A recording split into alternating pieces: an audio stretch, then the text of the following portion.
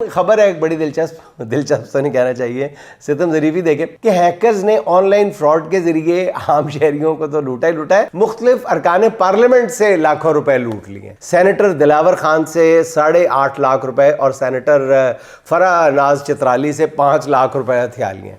मैं तो हैरान हूँ कि इन हैकर्स पे हैरान हूँ कि जिन लोगों ने पूरे सिस्टम को हैक कर रखा है, उन हैकर्स ने इन सेनेटर्स के साथ कैसे लूट मार कर ली है।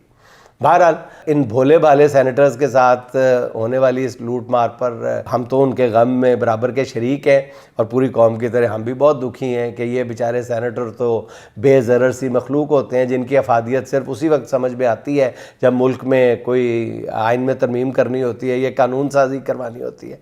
मुल्क में एक तरफ 27वीं तरमीम का शोर है, इस दौरान सेनेटर्स के साथ होने वाली इस लूट मार की खबर आ गई है। हुकूमत बगैर रुकावट के तरमीम मंजूर कराना चाहती है, तो मेरा ख्याल है पहले इन सेनेटर्स का नुकसान तो पूरा कर दे।